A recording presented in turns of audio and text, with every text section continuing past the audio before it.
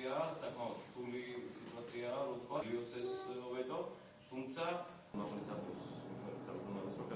გონი ჯერჯერობით არ არის დარიგებული და ბევრმა არ იცის, მაგრამ ეს ამას მიაგავდა რომ ეს იყო სწორედ.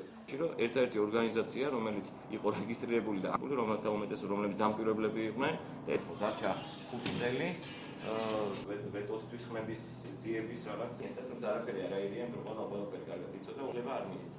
არ მიეცათ იმიტომ, რომ სასამართლო დოკუმენტი, როცა ჩვენ იუროსტომაზე უმცირესობის არც ერთი წევრი არ დაუჭერს ხარს იმ პროექტს, რაც თავის დროზე მიიღო უმაღლესო საბჭომ და ასევე მოუწოდებს უმრავლესობას, რომ კვლავ არ დაუშვან შეცდომა და არ მიიღონ ის კანონი, არ დაძლიონ ანუ ვეტო და ამისთვის ჩვენ ყველაფერს გავაკეთებთ, რომ მოიპოვოთ ხარდაჭერა უმაღლეს საბჭოშიც და რა თქმა უნდა თავიდანვე ვიტყვი, რომ არასამთავრობო სექტორის აქტიური მონაწილეობა რო არაა და აჭარის მთავრობის პოზიცია ამ თვალსაზრისით, ბუნებრივია ეს კანონი კანონად იქცეოდა და ეს იქნებოდა ძალიან ცუდი ჩვენი რეგიონისთვის. ჩვენ წარუდგინეთ შენიშვნები აჭარის მთავრობის თავმჯდომარეს, საბედნიეროდ მან შენიშვნების დიდი ნაწილი თითქმის მთლიანად გაითვალისწინა და დაიწუნა კანონ პროექტი.